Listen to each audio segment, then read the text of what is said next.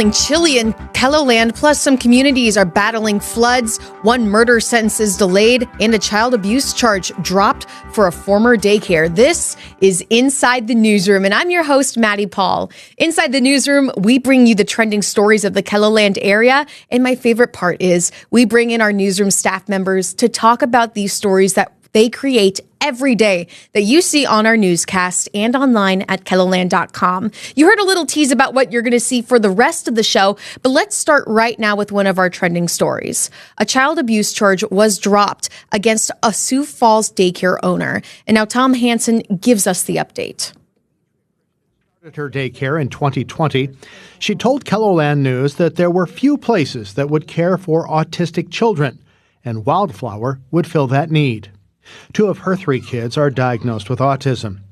But in October of 2024, Wildflower Academy's child care license was suspended, and Christian faced allegations. Police charged her with abuse or cruelty to a minor in connection with an incident at the daycare. It happened on a Saturday during a private birthday party. Court documents say she slapped an 11-year-old boy and pulled his hair. Weeks later, detectives reviewed surveillance video and charges were filed. Christian and her lawyer maintained the video was doctored by 2 former employees who had been fired to make it look worse than it was. They went back into the archives, essentially, of the security system and then found this video and found this incident. And what they did was they took their own personal cell phone and recorded a sped-up version of the video and recorded it with no volume, muted, and also a portion of the actual security system. So it was cropped, it was edited, and it was muted when it came to law enforcement. Today in court, the judge suspended her sentence, noting Christian's character and remorse and the circumstances surrounding the incident, saying this should not be something that defines you for the rest of your life. And I hope it gives closure to the people involved and her to begin to start moving forward. And Tom Hansen joins us now at the digital desk to talk more about this story because, Tom, yesterday you were in the courtroom yourself. So how do you prepare for covering courtroom cases such as this? Every court case is different. When you walk in, you never know what to expect. But I guess one of the things I like to do is I like to try and position myself where I can see people's faces and how they're going to react. Sometimes you can, sometimes you can't. But I like to just take a look at the lawyers, figure out who's who, what's going on. If there's a jury, I'm going to be looking at the jury to figure out kind of what their mood is. When the judge comes in, it's all rise. You get up, stand up, and then you sit down and you kind of get a feel for where the judge is at. Sometimes the judge is just like, bam, bam, we're going to do this. Bam, bam, bam, we're going to do this. Sometimes the judges are asking a lot of questions because they want to bring themselves up to speed. Every court case is different. Right. So for something like this, though, how does being in a courtroom help shape a story? This was an emotional hearing. This was a woman who had good intentions in starting a business, a daycare to care for children. And one incident changed everything, not only for her, but for all the families whose children attended the Wildflower Academy. So it was very emotional. In the end, this was a child abuse charge, which carries a lot of weight. A child abuse charge it's a very serious charge, and it's wide ranging. And if you're caught up in that child abuse net, the perspective from people looking from the outside in is pretty derogatory, So it turns out that the prosecution and the defense made a plea deal, and put this down to a misdemeanor, which is, and she walked out of there with a $100 fine. So, Right. It's just crazy to think about things that change while you're inside a courtroom like that, Tom. Yeah. Is there anything else that you think viewers should know about your story? In this case, I guess one of the things that stuck out to me was the judge and how the judge looked at this case. And the judges, they're the ones that have all the information that sometimes we don't. And the judge was basically telling Ametria Christian to go on with her life, that this shouldn't define her, as you saw in the story. I think the judge knew that there's probably some redemption here, and that maybe this wasn't as serious as it. And I have to be careful here because there's the family of the young boy who claims that he was abused. So and you got to be careful with them too. I mean, because they're hurting. Yep. Lots of perspectives going into stories like Yeah. these, but it's why we report on them. But Tom, you're actually going out of the courtroom today and transitioning tonight. What are you working on for KELOLAND News tonight? We're going to get an update and see how people are doing in school zones. Okay. And are we slowing down? I hope we are. I hope we are too. So we'll see how many tickets are being given out. All right. Tom, thank you so much for joining me here at the digital desk. And everyone stick around. We're actually going to head back into the courtroom for Inside the Newsroom. And we're actually looking at how a convicted murderer's sentencing is delayed. Stay with us. Our reporter is coming back in with some details on Inside the Newsroom.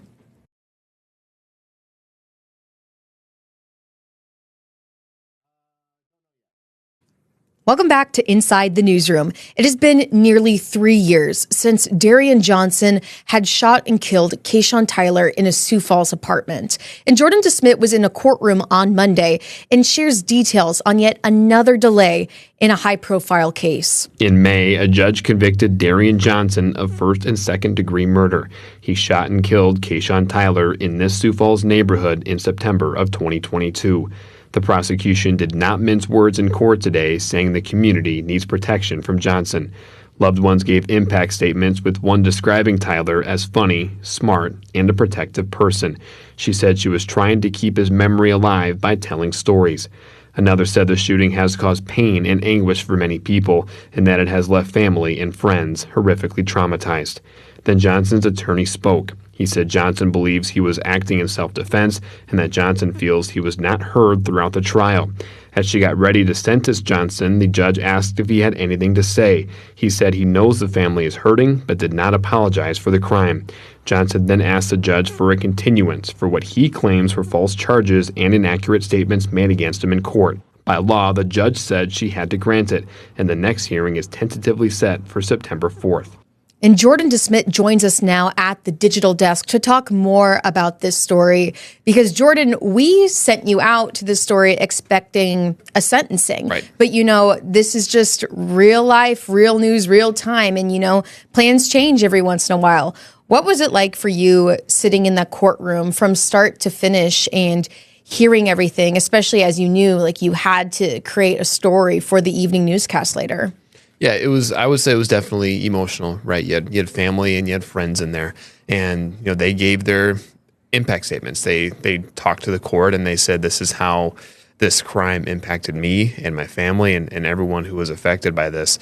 And the judge then talked to Johnson after his defense attorney spoke, and I think I was within minutes I was expecting to write down a sentence, and then out of nowhere, Darian Johnson said, "I want a continuance." And so we have to wait just a little bit longer to hear how long he'll be going to prison. And then for you, knowing that you had to write a story later in the evening, was that a moment where it was like, oh, everything just changed? Or how do you handle something like that where everything does change? I mean, you just have to write with what you know. Obviously, we were expecting a sentence, and it wasn't what we thought, and it wasn't how I thought my story was going to turn out, obviously, but I mean, you just have to roll the punches. And I think at the end of the day, a delay is still very much a story. Mm-hmm. It's still very much newsworthy. And especially with the things that were said in court beforehand, it was definitely possible to put together a quality story for our viewers. And with a story like this, is there anything that you think our viewers should know more about or should take away from a piece like this? I would say, cases like this, they're hard, they're difficult, and you never really know what's going to happen, right? I think when Darian Johnson said, "I want a continuance," I don't think anyone in the courtroom was expecting that, but that's just news. That's how it works, and that's just how our job is sometimes, is you have to think on your feet and do your best to adjust the way the best way you can.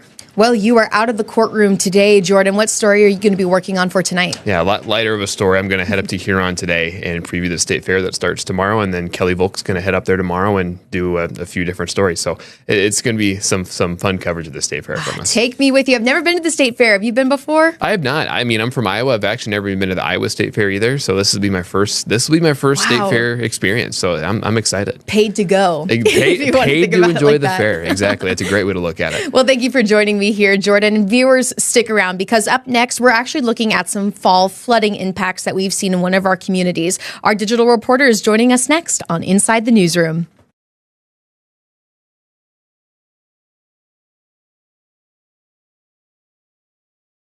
And welcome back to Inside the Newsroom. Flooding along Lake Byron struck a group of people and homes early Sunday morning, and the community continues to work hard to restore their properties. Our digital reporter Michael Dorn spoke to some officials over in that area yesterday to hear about the flooding impacts and updates. And Michael, as you were reaching out to people in the area to hear more about this story, who did you end up talking to? Yeah, well, I talked to a homeowner up there on Lake Byron, as well as the emergency manager for Beadle County, which Lake Byron falls under here.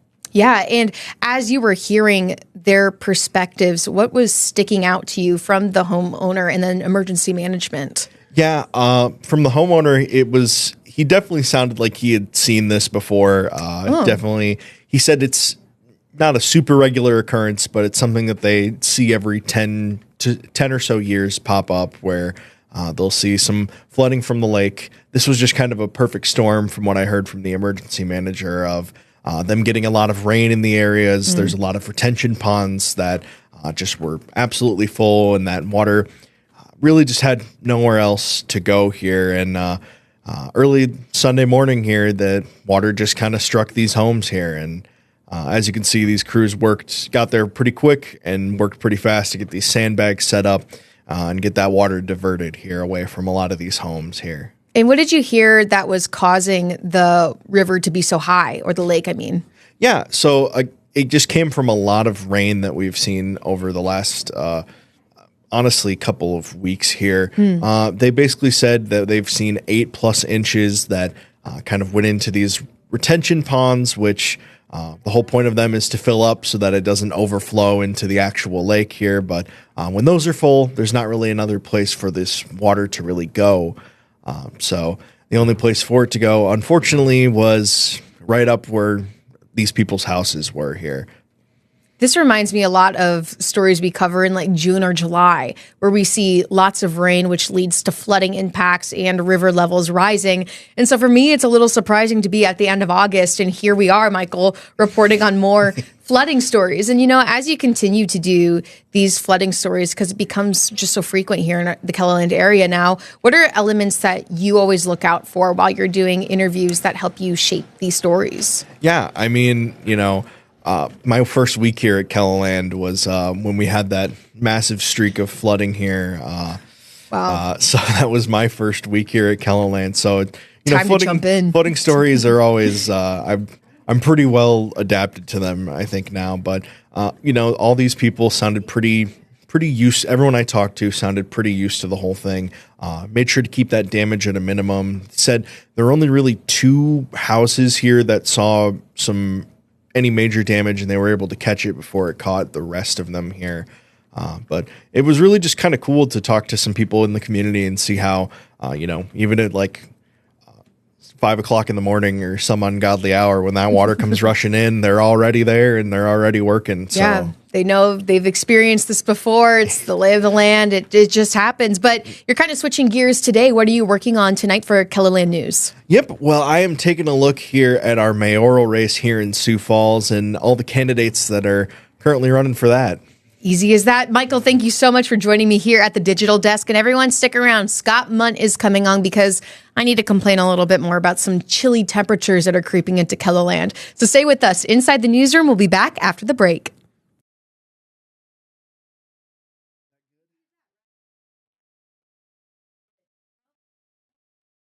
Welcome back to Inside the Newsroom. Now, we're all feeling the chill, right? Right, Scott? We all? We all are feeling the chill. I brought my blanket again. You're going to see this. This is my co-host. You need longer sleeves if you're that cold. I do. I keep thinking I'm looking at more, I'm trying to be more fashionista, like more fashionable. I think that's a better word. And so like having longer sleeves vests. I've never been the type to wear like big puffer vests or anything like that, but I feel like that's something that I'm going to need to start employing into my wardrobe. Other than this blanket, but this blanket does pretty well. Okay. So, have you turned the heat on? Yes. You have? Well, actually, we turned the heat off, and we live in an older home, me and my grandparents. Okay. And so we just turned the air off, and it just absorbs that heat. And we have a lot of wood in the house, too. Okay. And so it's always really hot now, especially if we have the air off. And so it's my dream. It is my dream. It's amazing. It's like 78 in there. Okay, what about in the car ride to work? Well, I walk to work. So it's like 40 degrees. No wonder you're cold then. I know, exactly. That's why I have the blanket all the time. I can't remember if you walked or not, but I had to ask that question because Brian Karstens had the heater on in his car. Today? He did, yeah. He mentioned that today. Wow. I just kept the windows up. I hope he was thinking of me. Thinking like, oh, this is what Maddie does. Because I do. Well, in the afternoons, I don't need it as much, but... No, and it's a great time of year, too. You could open up the house, depending on if you could take the chill. Open up the house, let the fresh air, no frost. No frost. Yeah. Okay, yeah, I got it. I'm not a Met. and then during the day, you're right. You could start with a sweater, maybe a light jacket or a puffer coat or whatever you wear to stay warm, and then maybe get rid of that during the afternoon because shut it off. Because it does warm up. And today will be warmer than what we had yesterday. We hit 71 in Sioux Falls yesterday. We'll go for a high of 76.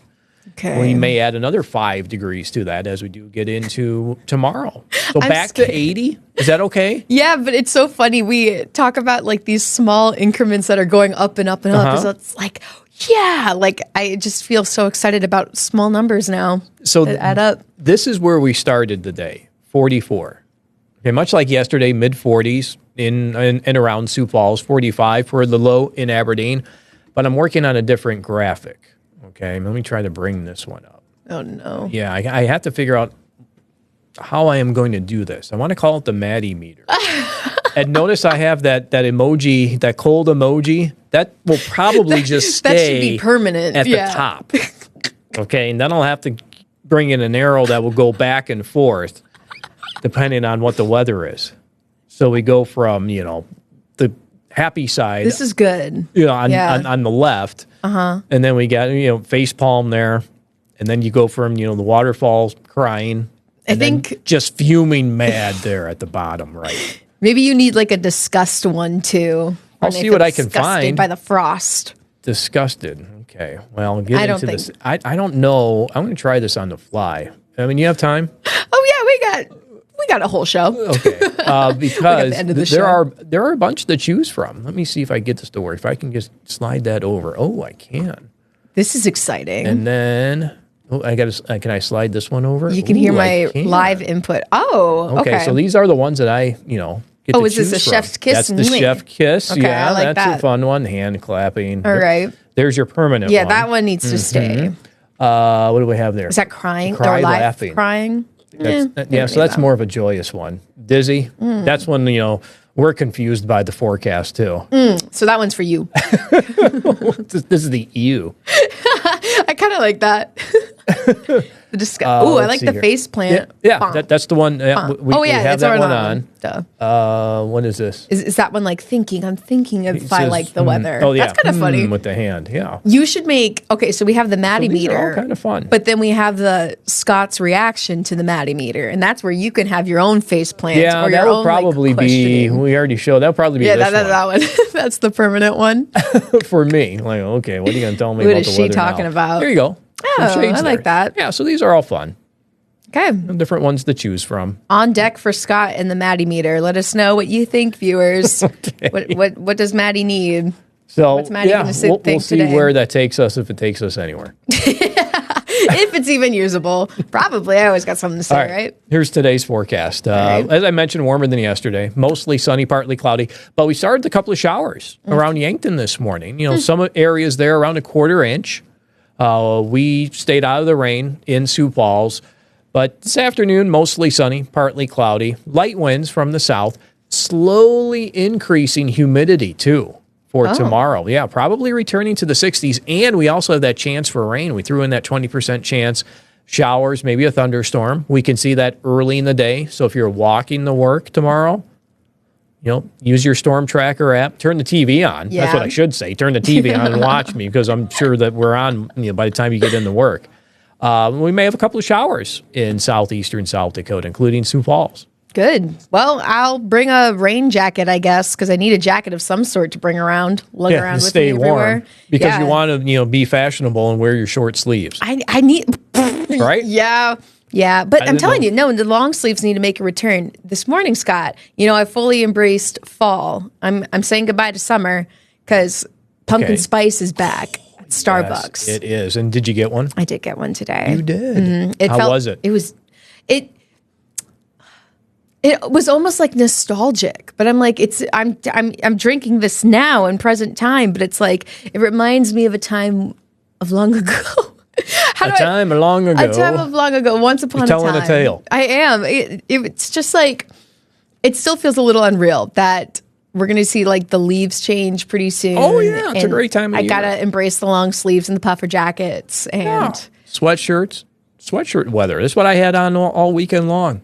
We should start wearing ugly sweaters like every Friday or something. I don't know if that's allowed. Why not? Just right here, we could start doing it. So do you get tired of the pumpkin spice? I probably will. I used to not like it until I think last year I started really liking it more because I like. How long does it last? I mean, it doesn't go, because by the time you get into, I would say December, you have to bring out the peppermint. I was going to say, I think it's like November where they take it away. Like after Thanksgiving, I bet it's Just the time. take it away. Get out of here. Get out. Yeah, that's what it's going to be like. But I don't know. I don't like peppermint drinks though. No? Not really. I like gum or like minty flavors and stuff like that. But for my drinks, I don't know. Not even a little hit of that in your hot chocolate? No. I don't need that. I like mint chip ice cream though. That's good. That's like one of my favorites. I made homemade chocolate chip ice cream over the weekend. Ooh. Mm-hmm. Yep. Do you have a secret ingredient? No, just whatever the recipe calls for. Okay. Love. Maybe that's the secret ingredient. Oh, it's made with love. Wow. Warm-hearted Scott Munt over here. Well, Scott, I think that's all the time that we have to before we go chat. off on too many tangents. Yeah, exactly. Right? Before this becomes a whole nother show in of itself. Soon. We're trying. I know. We'll get there one day. Well, everyone, thank you so much for watching Inside the Newsroom. Again, that's all the time that we have today, but there's much more trending stories to get to tomorrow. So we'll see you at 1 o'clock. And until then, have a great day, everyone.